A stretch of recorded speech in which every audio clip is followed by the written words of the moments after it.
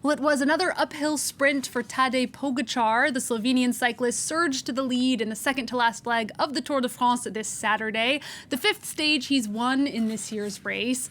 Already a two-time champion, Pogacar has an over 5-minute lead ahead of his closest rival, defending champion Jonas Vingegaard. The final stage on Sunday will see riders do individual time trials between Monaco and Nice, the first time in the Tour de France's history that it's not ending in Paris due to the upcoming Olympics. Well, for more, we can cross now to our sports editor, James Vasina, who's been following the cyclists for us. James, walk us through the action in today's race. Well, look, Alison, we had 6 groups from the start making their separate ways up to here to the Couillole, which is the last mountain stage on this year's Tour de France. The first group, which consisted of the likes of Enric Mas, but also Richard Carapaz, trying to make their way first to the summit over here.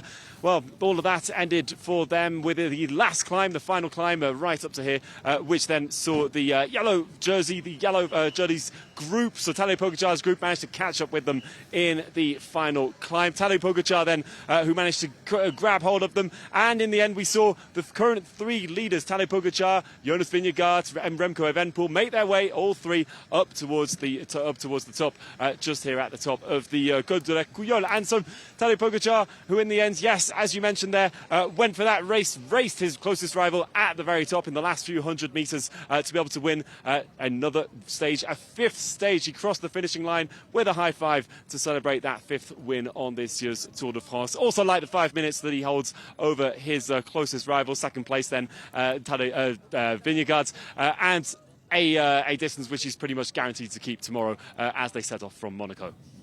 I was going to ask James, given that huge lead, do any of his competitors still stand a chance, or what are we going to be looking for tomorrow? No, they stand no chance at all, because put it this way, Pogacar had said today that he'd be taking things easily. Well, I think in Slovenian that must probably translate as winning the stage. So Either he's unpredictable, or you can't trust him when he says that he's going to be taking things just nice and slowly because he wants to win and by a margin. He's doing that every single time. Tomorrow, then, it's going to be a time trial, so different story for him. He'll be keeping that lead over there, but it'll be chance possibly for the Belgian, the 3rd place Belgian, to perhaps, if he can try and squeeze past Vingegaard, to finish second on the podium in the general classification. That will all depend on tomorrow's race. It goes from Monaco all the way to Nice, so finishing along the coast. But that's one in which the Belgian has excelled so far. He's won the first a few weeks ago on the Tour, but that is basically what we're going to see tomorrow. We're also going to be seeing the jerseys that we know have been won be confirmed, so long as all of the riders manage to complete the race nice and calmly. That with the yellow jersey, that with the polka dot, King of the Mountains for Carapaz there, who manages to get that win from today.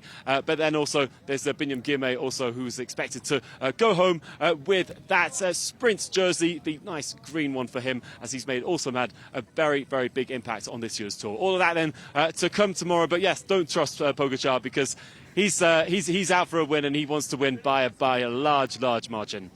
I guess it's still worth tuning in tomorrow to see him kind of crowned for his victory. James, thank you so much for that update. That's our sports editor there, James Vasina, reporting from the French Alps. Tomorrow, he will, of course, be in Nice, bringing us all the latest on the final stage of the Tour de France.